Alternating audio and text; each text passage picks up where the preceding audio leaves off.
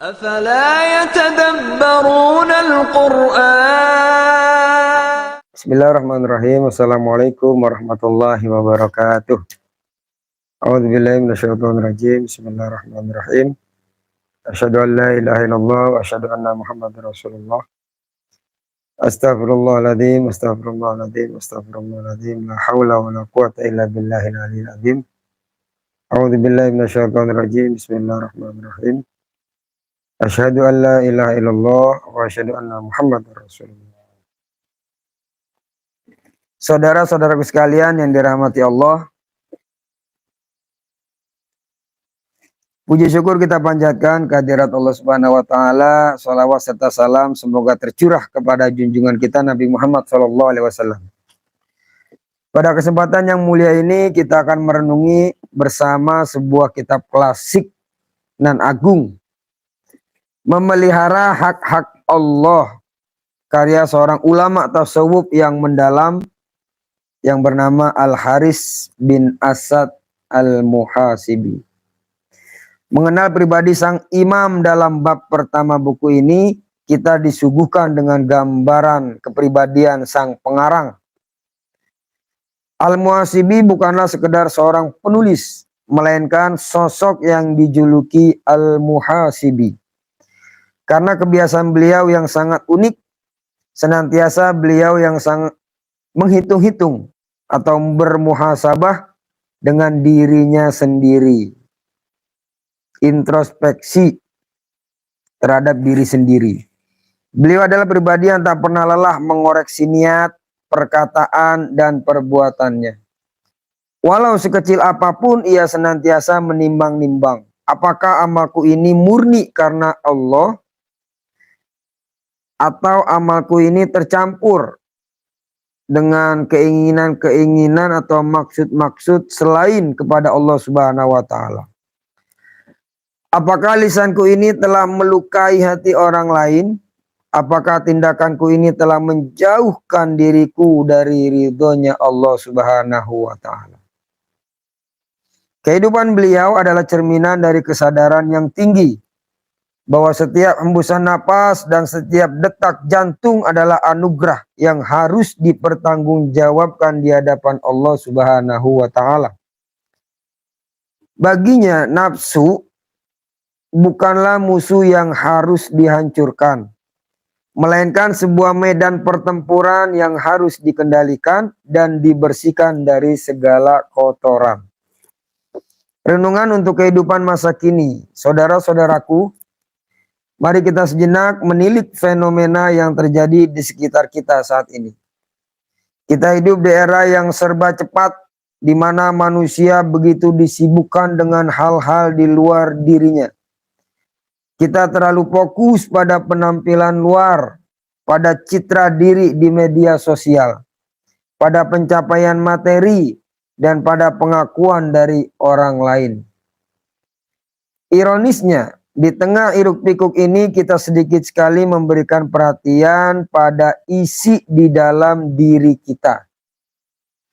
Kita jarang meninvestasikan waktu untuk merenungi batin, untuk bertanya pada diri sendiri, apa sebenarnya aku cari dalam hidup ini? Atau apakah hatiku ini sudah bersih diri dari iri, dengki, dan sombong?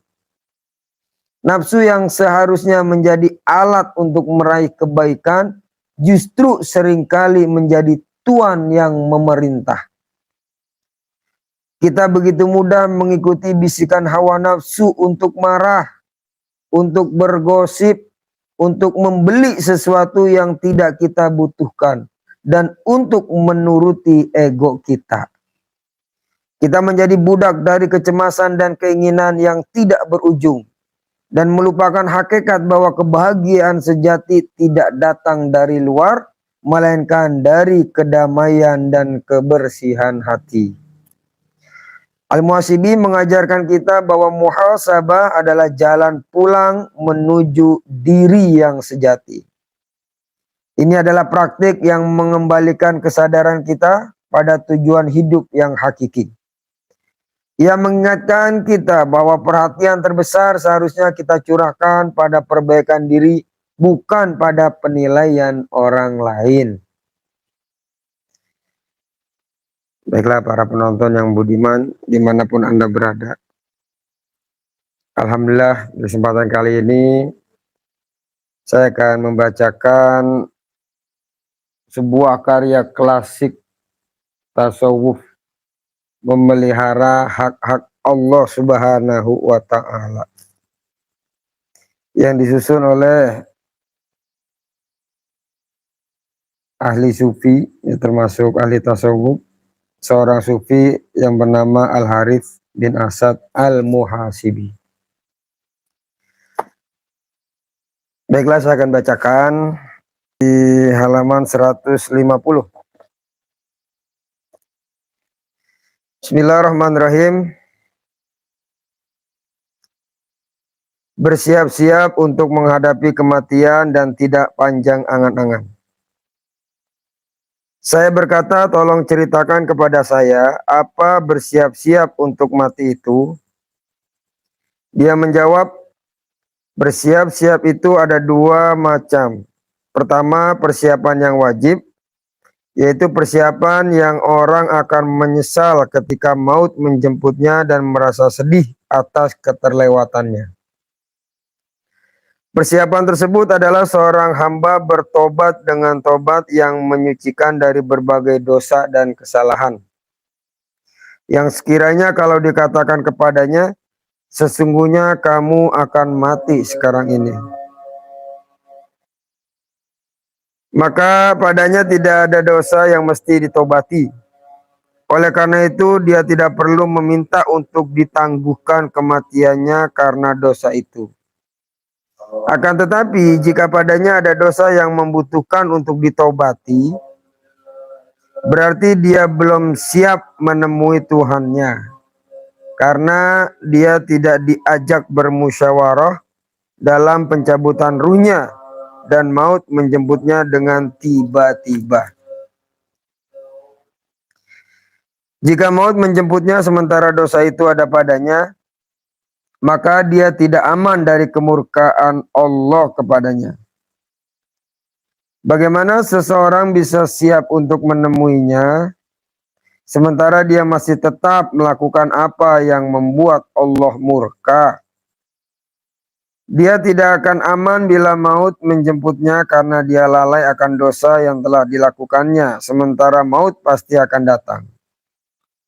Jadi karena takut menemui Allah dalam keadaan dia murka, maka orang-orang takut kepadanya menyegerakan tobat mereka sebelum kematian merenggut ruh mereka.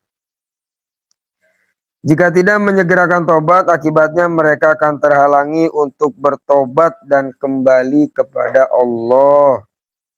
Mereka menyesal, tetapi penyesalannya tidak berguna, dan kesengsaraan mereka tidak akan berkurang.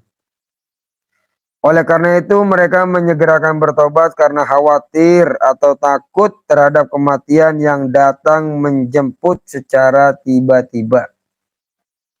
Inilah persiapan yang diwajibkan oleh Allah Azza wa Jal kepada hamba-hambanya. Yang kedua, persiapan yang sunnah.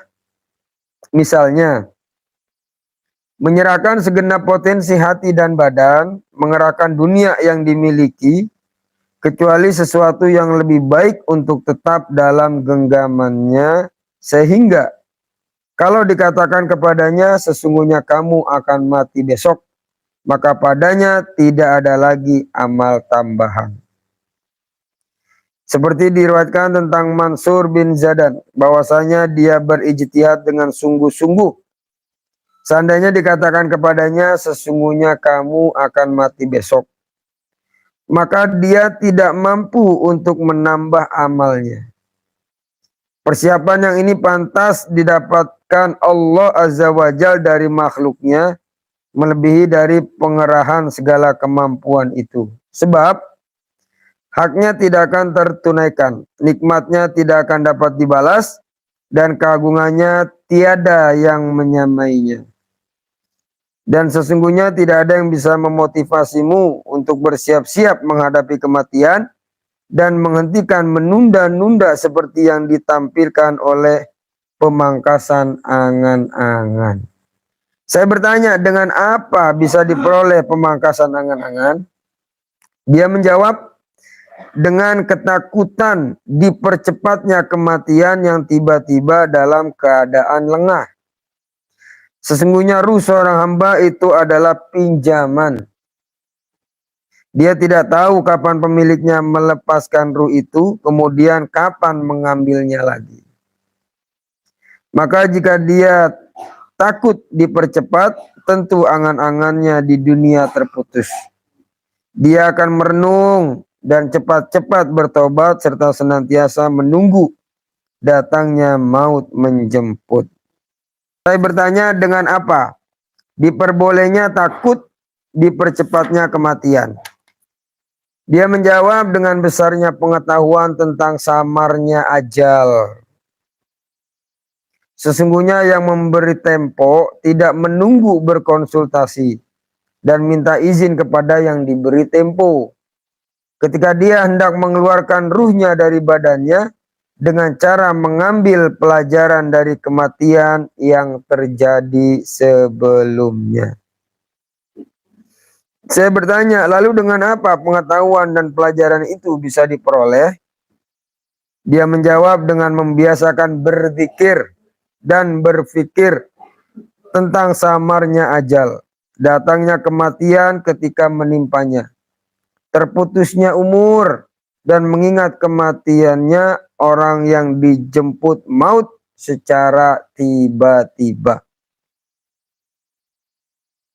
Saya bertanya, mengapa untuk memperbesar pengetahuan tentang ajal aku harus memikirkannya? Dia menjawab, tidak tahukah kamu bahwa kematian itu waktunya tidak diketahui oleh seorang hamba? Ia bisa menjemput kapan saja, bisa di musim hujan, bisa juga di musim kemarau, bisa di siang hari, bisa juga di malam hari, bisa pagi hari, dan bisa juga di sore hari.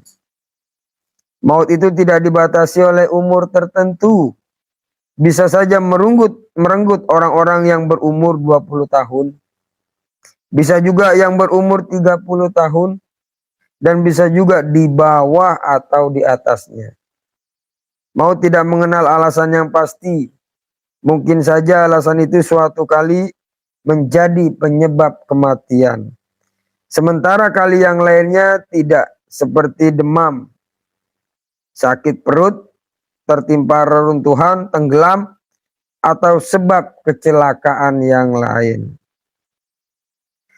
Jadi bagi orang yang berakal mengetahui perintah Allah Azza wa Jal, jika maut tidak mengenal umur tertentu, hendaknya tidak merasa aman di sepanjang waktunya.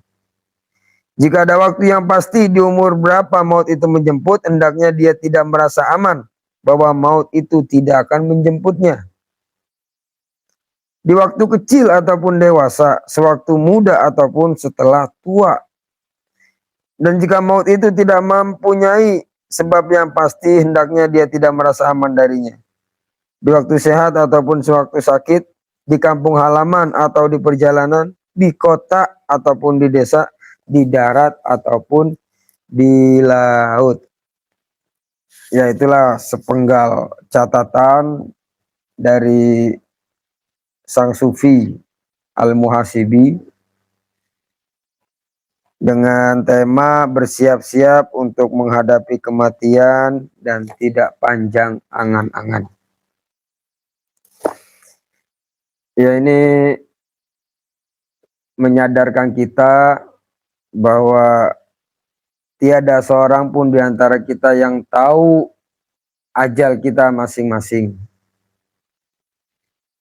Bahkan dijelaskan di dalam kitab Nasoihul Ibad yang disusun oleh Syekh Muhammad Nawawi bin Umar Al-Jawi. Beliau mengutip sebuah syair, ya man bidunya ustaghal qad gharrahu tulul amal awalam yazal fi ghaflatin hatta dana minhul ajal.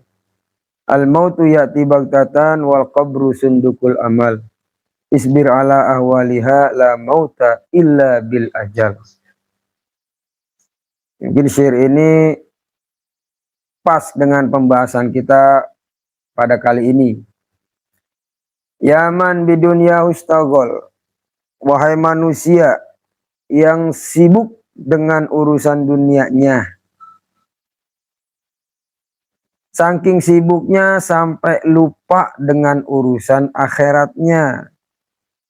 Panjang angan-angannya terhadap dunia dan lalai akan kehidupan setelah kehidupan di dunia atau kematiannya. Qad gharrahu tulul amal. Sungguh ia telah dilalaikan oleh tulul amal, panjang angan-angannya terhadap dunia. Ingin memiliki jabatan, ingin menumpuk harta dan lain sebagainya, dan melupakan bekal yang harus dia bawa ketika ajal menjemputnya atau ketika menghadap Gusti Allah Subhanahu wa taala. Aulam yazal fi ghaflatin, atau senantiasa berada di dalam kelalaian, berada dalam ketidaksadaran karena terlalu sibuk dengan angan-angannya terhadap dunia, melalaikan perintah-perintahnya Gusti Allah, jauh dari rahmatnya Gusti Allah.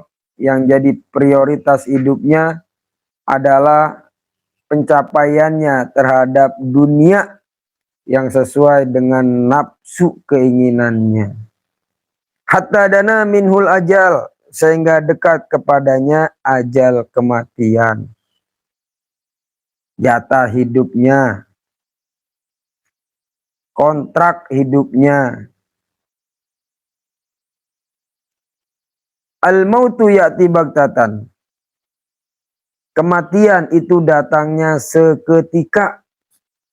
Tadi telah kita bahas, tidak pandang tua, tidak pandang muda, tidak pandang sehat, tidak pandang sakit.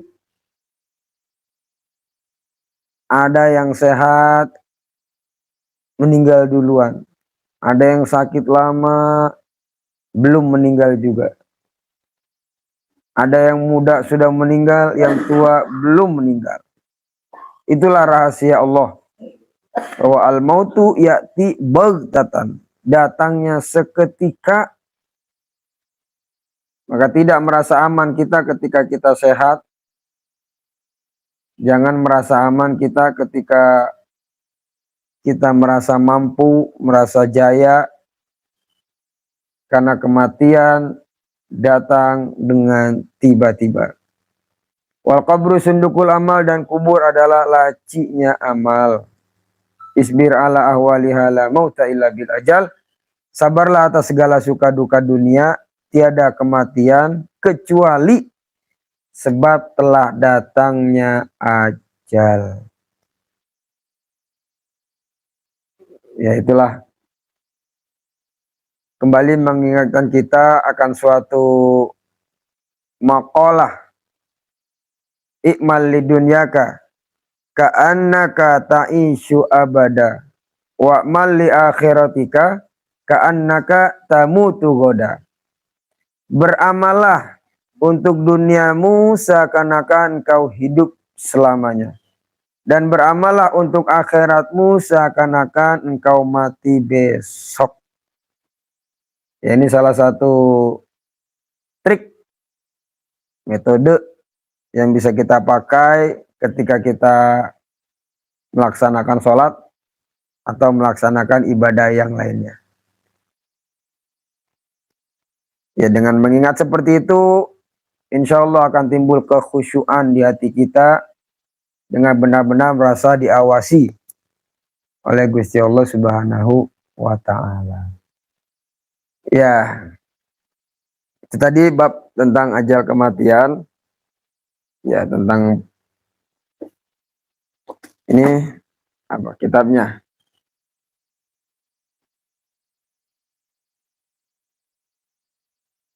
Sebagai penutup, mari kita jadikan spirit al-muhasibi sebagai lentera di tengah kegelapan.